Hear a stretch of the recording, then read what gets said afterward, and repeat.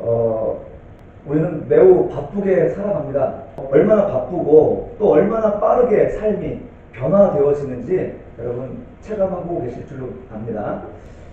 옛날에는 한양까지 부산에서 올라오려면 한 보름 이상 걸렸다죠.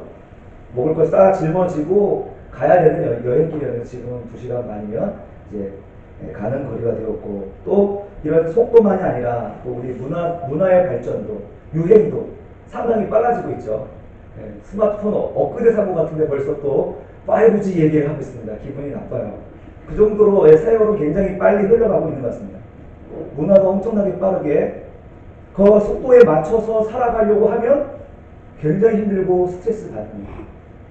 그렇다고 해서 그 속도에 맞추지 않고 그냥 뒤처지자니 마음이 불안하고 힘든 것이 우리의 삶인 것 같습니다. 오죽했으면 우리가 이렇게 바쁘게 살아가면서도 내가 왜 뭐 때문에 바쁘고 뭐 때문에 분주한지도 모르고 그저 살아갈 때가 얼마나 많습니까? 그나마 여기 계신 분들은 의미를 찾고자 오신 분들이 아니겠어요. 그러나 대부분의 인생들은 내가 바쁘고 분주한데 그것이 왜, 뭐 때문에 내가 이렇게 바쁘게 사는지 깨닫지 못하고 그저 시간이 흘러가는 대로 떠밀려서 살아가는 게 인생인 것 같습니다. 그러다가 언제 좀 기특한 생각이 찾아옵니까? 인생이 벽으로 딱 다가올 때, 그때 이제 인생의 의미가 무엇인가, 그제서야 의미라는 단어를 떠올리면서 기특한 생각을 하기 시작하는 것이죠. 그래서 가족이 중요하다.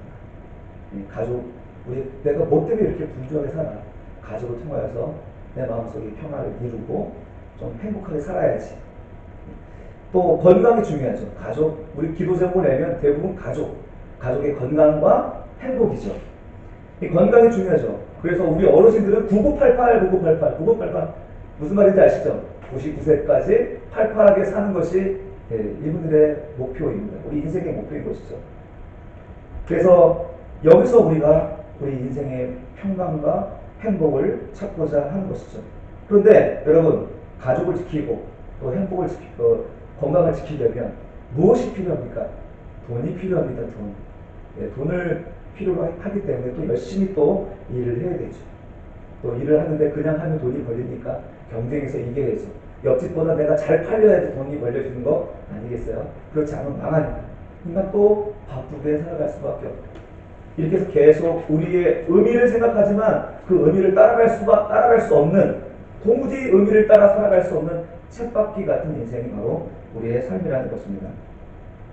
그래서 어떻게 이 평화를 누릴 수 있을까 이렇게 고민하면서 그런 평정심을 유지하면서 살아가는 사람들을 나의 사부로, 나의 선생으로 추앙하면서 또 종교를 갖기도 하는 것입니다.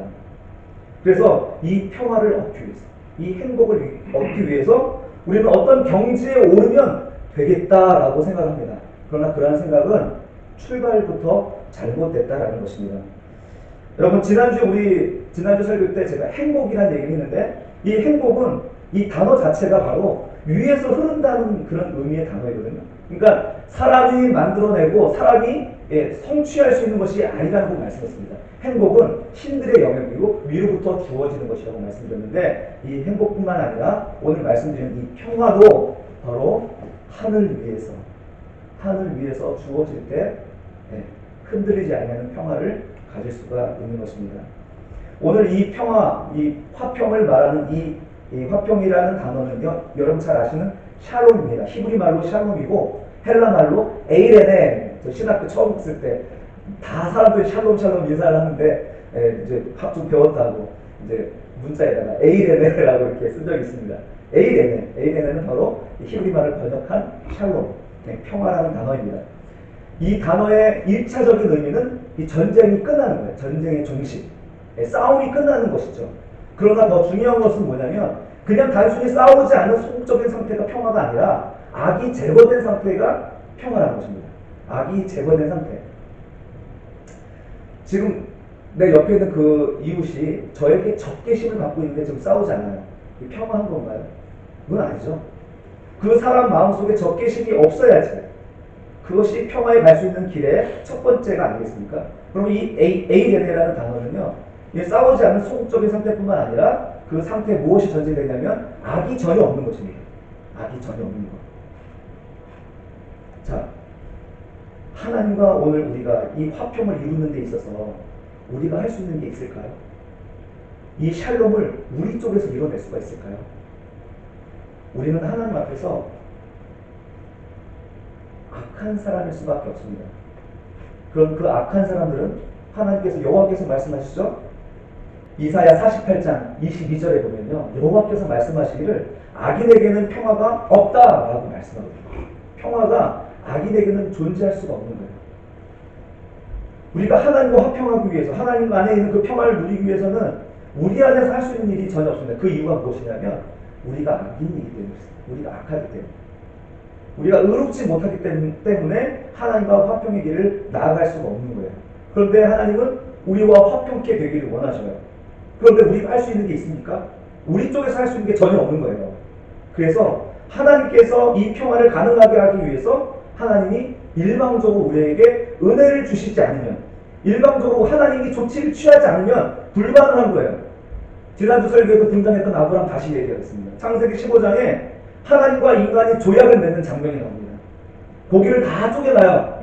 고기를 다 쪼개놓고 그 대표되는 사람이 고기를 지나가면서 우리가 악을 행하고 이 조약을 어기면 이 고기처럼 쪼개져서 피와 물과 피를 다 흘리게 될 거야 라는 것이 바로 고대근동의 그 조약의 방법이었거든요. 근데 하나님은 아브라함으로 하여금 다 고기를 쪼개놓으래요. 그리고 거기를 누가 지나갔습니까? 아브라함이 지나갔을까요? 아브라함이 안 지나갔습니다. 아브라함과 하나님이 같이 지나갔습니까? 아니에요. 횃불로 임재하신 여호와 하나님이 그 쪼갠 고기 사이를 홀로 지나가셨어요. 왜요? 사람이 같이 지나가서 가면 하나님과 관계 속에서 우리는 악인이기 때문에 반드시 죽어야 되거든요. 그러므로 하나님은 아브라함을 지나가게 하지 않으시고 당신이 지나가심으로, 당신이 이 모든 죄를 해결하시겠다는 의지로 하나님이 이 조약을 체결하십니다.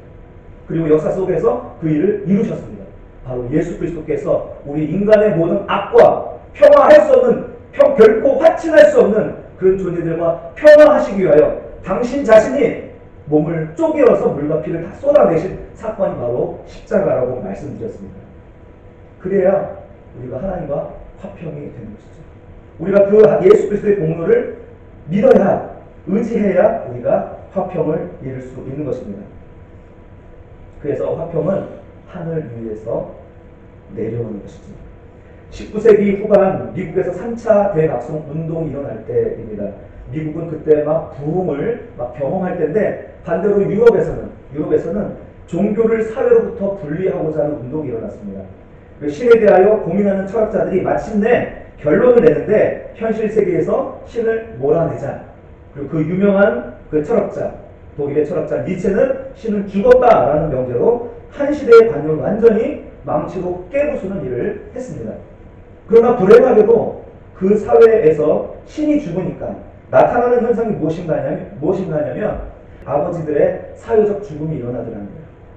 그 사회에 의지하던 하나님, 그 사회 속에서 그래도 불합리하지만 의지할 수 있었던 존재, 아버지의 존재가 그 사회 속에서 죽음이 시작되었다는 것입니다. 그 의지의 대상이 죽으니까 이제 누구를 의지해야 돼요? 자기 스스로를 의지해야 되는 거죠. 내 의지의 대상 하나님이 죽으니까 내가 내 스스로를 헤쳐나가야 되는 것입니다. 내가 주체가 되어서, 내가 이 주체가 돼서 이겨내고 일어나지 않으면 살 수가 없는 것이죠. 그래서 내가 스스로 이겨내고 일어날 수 있는 것들을 축적해 가려고 하는 노력들이 일어나는 것입니다. 그것을 통하여서 우리는 평안의 경제에 들어갈 수 있을 것이다 라고 생각하는 것이죠. 그들은 하나님을 성실하고 나서 그 성실한 마음에 돈이 그 평화를 가져다 줄 줄로 생각합니다. 그들은 일을 통하여서 내가 그 평화를 얻을 것이라고 생각을 합니다. 또 죽음과 질병 앞에서 건강의 중요성을 알고 이제 건강을 추구하고 건강을 유지하면 평화를 얻을 것이라고 생각합니다. 또 우리 가장 중요하게 생각하는 가정, 이 가정이 우리 안정감을 누리면 평화를 얻을 수 있다고 생각합니다. 그러나 여러분, 우리 삶 속에서 이런 것들이 하나라도 무너지면 우리의 평화는 쉽게 깨어지는 것을 경험하는 것이죠. 여러분, 하나님을 떠난 인생들은 모두 다 이와 같습니다. 하나님을 떠난 인생들은 거짓된 평안을 통하여서 우리가 평안을 누리려 하지만 하나라도 얻지 못하고 하나라도 그것이 깨어지는 순간에는 우리는 바로 그 순간에 불행을 경험하고 행복하지 않고 마음의 평화는 사라지고 마는 것입니다. 성경에서 모든 인생이 이와 같이 평화를 누리지 못함은 이런 거짓된 평화에 개개인들이 속고 있기 때문이라는 것이죠. 또한 평화의 출처를 우리가 알지 못하고 살아가기 때문에 우리가 평화를 누리지 못하는 것이라고 이야기하는 것입니다.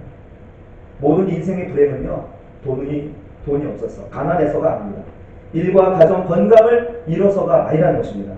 생명의 주 되신 주님을 떠났기 때문에 바로 우리 안에 평강이 없다는 것이 성경의 가르침입니다. 여러분, 하나님이 곧 평화십니다. 예수 그리스도가 우리에게 평강이 되십니다.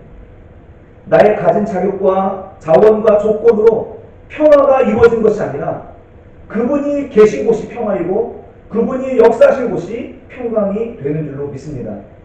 예레미야가 그토록 바벨론에게 항복하고 거기 그 수하에 들어가 복종하라 한 이유가 뭡니까?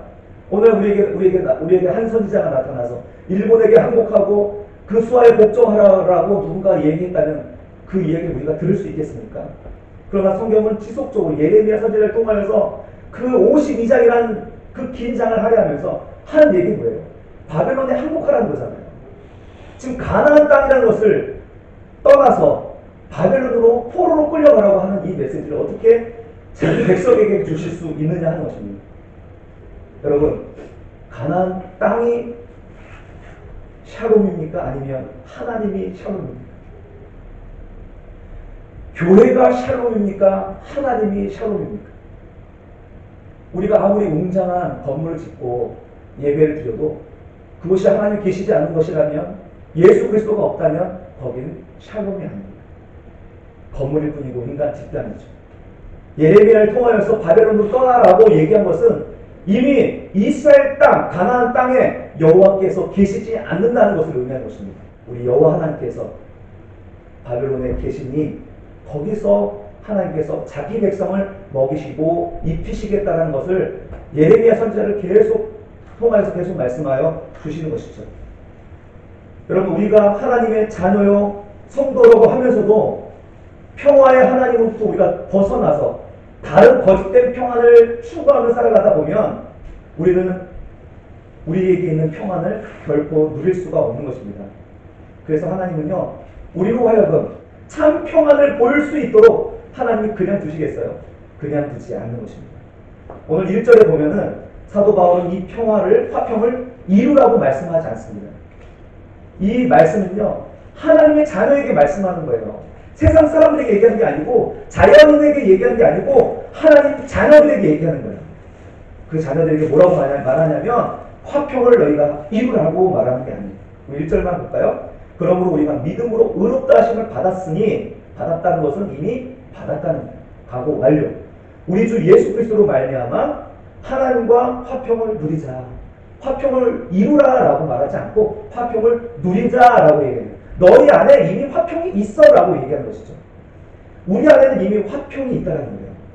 그것을 자각하라는 거예요. 그런데 왜 우리는 이 화평을 누리지 못하는 것입니까? 이 화평이 없거나 그리스도 밖에 있는 사람이거나 아니면 우리 안에 있는 화평을 인식하지 못하고 다른 화평을 추구하는 것이거나 둘 중에 하나일 것입니다.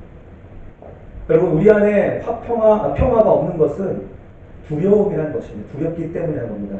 왜 두렵냐면 죄를 짓고 사는 자는요, 그 죄에 대한 심판이 올 것이 두렵기 때문에 화평을 누리지 못하는 거예요. 그런데 성경은 그 죄의 그 출발이 바로 하나님을 떠난 데 있다고 얘기하는데, 자연인들은, 하나님의 존재를 모르는 자연인들은 그 출발을 하나님으로부터 시작하지 않고 그저 나의 안전과 안위를 위하기만 하면 된다라고 생각하기 때문에 그 근본적인 문제가 해결되지 않는 것이죠. 그래서 사람들은 대부분 종교를 그래서 원하는 것입니다.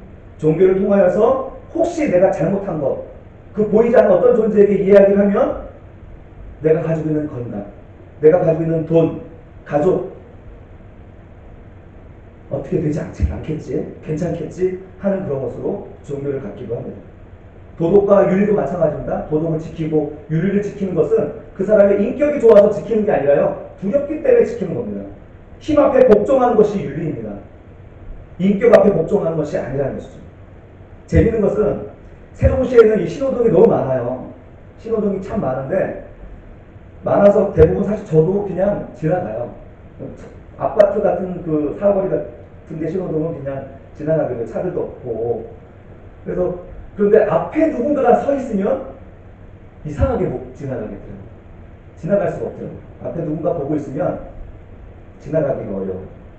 왜냐하면요, 그 사람이 바로 사람이 사람에게 율법이고 도덕법이 되기 때문이거든요. 그러니까 윤리라는 것은요, 내가 인격적이고 그리고 참 사람 됨됨이가 되어서가 아니라 사람이 사람에게 율법이 되고 도덕법이 되기 때문에 그 사람들의 비난이 무섭기 때문에 지키려고 하는 것입니다. 윤리와 도덕 굉장히 우리 좋게 생각하는데 사실은 그 출발이 두려움이라는 거예요. 그 두려움의 근거가 뭐라고요? 하나님을 떠난 것입니다. 이 두려움이 해결이 되지 않는 한 인생은 평화가 없는 것입니다. 그동안 우리가 로마서 1장에서 4장까지 쭉 봐오면서 결론이 무엇입니까? 결론은 바로 모든 사람은 죄를 지었고 이 죄를 지은 사람들은 결코 생명으로 나아갈 수가 없는 거예요. 죄를 지은 사람들은 이 두려움 때문에 평화를 누릴 수가 없는 거예요. 그런데 4장 25절의 결론은 예수는 우리가 범죄한 것 때문에 내 주이 되고 또한 우리를 의롭다 하시기 위하여 살아나셨다라는 것입니다. 죄는 내가 짓는데, 죄를 내가 지어서 평화가 없어야 되는데 예수가 대신 내어주고 당하여 내가 맞을 그 구타와 폭행을 당하시고 내가 죽어야 될 죽음을 예수님이 대신 죽어주셨다는 거예요. 그리고 대신 우리에게 의롭다라고, 나는 악인이었는데 예수님이 다 담당하심으로 말미암아 예수님이 의롭다라고 선언하시려고 죽음에서 부활하신 것입니다. 여러분, 이것이 십자가 사건에서 일어난 우리들의 이야기입니다. 시편 32편 1절에서 허물의 사함을 받고 자신의 죄가 가려진 자가 복이 있는 것입니다. 사도 바울은 이것을 기억하라는 것이죠. 사도 바울은 이것을 자각하라고 말씀하는 거예요. 거짓된 평화에 제발 좀 속지 말고 너희 안에 있는 진짜 평화를 보고 누리라고 얘기하는 것입니다. 이 평화는요, 우리가 건강을 잃어버린다고 해서 사라지는 평화가 아닙니다. 사업에 실패한다고 사라지는 평화가 아닙니다. 우리 하나님은 고작 그거 주시기 위해서 이 땅에 오신 건가요? 고작 우리의 건강과 가정과 물질을 주시기 위해서 이 땅에 오신 것입니까? 거짓된 평화를 우리에게 주시기 위해서 예수님이 이 땅에 오신 건가요? 그렇지 않거든요. 그런데 우리는 예수 그리스도 안에 있는 평강을 누리기 위해서 그분을 묵상하고 그분을 생각하기보다는 그분을 통하여서 우리 거짓된 평안이라고 선언하고 알고 있는 것들을 우리는 여전히 추구하고 있다는 거예요. 주님은 계속 나 좀 바라보라고 얘기하는데 우리는 계속 다른 곳을 바라보고 있는 거예요. 음란한 여인처럼, 아내를 버린 남편처럼 우리는 계속 당사자 대신 그 평화의 주체가 되신 분을 보지 않고 자꾸 다른 것을 보게 되는 것입니다. 여러분, 이것이 인간의 연약함이기 때문에 오늘 사도 바울은 2, 3절에서 처음에 화평을 누리자라고 이야기를 해놓고 1절에서 2절에 잠깐 그 은혜로 우리가 화평을 누리는 것을 이야기합니다. 은혜. 그런데 3절부터는 갑자기 환란이 나와요. 화평을 누리는데 이 환란이라는 단어가 어울리는 단어입니까? 우리는 이 환란이 없었으면 하는 게 우리의 소원인데 이 환란이 제거된 상태가 바로 화평이라고 믿고 있는데 지금 사도 바울은 화평을 누리자라고 얘기해놓고 환란을 이야기하는 거예요. 은혜는 잠깐 얘기해놓고 더 많은 양을 환란에 할애하고 있습니다. 무엇을 얘기하는 걸까요? 여러분, 이것은 성도들에게 일어난 일들을 함축적으로 보여주는 것입니다. 우리가 예수를 믿기 시작할 때 처음에 우리는 은혜로 시작합니다. 그 하나님의 그 비밀을, 그 계시를 깨닫게 된 것으로 인하여서 기뻐하는 삶으로 시작합니다. 그런데 그 하나님의 그 은혜를 우리의 몸으로 체득하고 우리의 몸에 생활화되기까지는 쉽지가 않은 거예요. 그렇지 않습니까? 우리는 그동안 우리 평생 내 생각과 내가 주인이 되어서 살아왔는데 내가 어떻게 내 주권을 이양을 하고 하나님께 맡기면서 살아갈 수가 있어요? 그럴 수가 없는 것이 우리의 연약한 존재거든요. 그런데 이 연약한 존재가 연단을 통하여서 우리가 하나님이 사랑하실 만한 사람들로 자꾸 만들어 가시는 것입니다. 하나님이 바로 그것을 사용하시는 것이죠. 그것이 바로 환난입니다. 하나님은 당신의 사랑하는 백성들 그냥 두지 않으세요. 연약한 가운데 잘못된 것을 바라보는 가운데 외도하고 바람피고 딴 생각하는 그런 상황 가운데 우리를 가만두지 않는다는 겁니다. 그래서 신자들에게 하나님께서는 우리가 진짜 신이라고 믿는 것들을 하나씩 깨뜨려 가십니다. 애굽에서 우리 10가지 재앙 여러분 기억나시죠? 그 10가지 재앙이 뭡니까? 그 10가지 재앙을 일으키는 그 대상들이 뭡니까? 이집트의 신들이에요. 이집트 그 대륙 안에서 그 사람들이 섬기는 신들이 바로 10가지 재앙을 통해서 하나님 하나하나 깨뜨려 가신 과정이 그 10재앙이거든요. 맨 마지막에 장자를 죽이잖아요. 이집트에서 가장 큰 신은 파라오입니다. 그 파라오의 장자를 죽였다는 것이죠. 하나님은 세상을 심판할 때 그와 같이 잘못된 우상들을 하나하나 제거하는 방식으로 심판하시는 거예요. 그러나 하나님은 신자들에게 이런 환난을 주시는 이유는 무엇인가요? 심판하고 멸절하기 위해서가 아니라 너희들에게 참 행복을, 너희들에게 참 평안을 주기 위해서 우리의 잘못된 우상들을 제거해 가는 과정이라는 것입니다. 우리에게 일어나는 환난이 바로 그와 같은 것이죠. 그래서 우리는 이 환난이 내게 왜 일어나는지 처음엔 몰라요. 그래서 환난을 인내를 갖게 해요.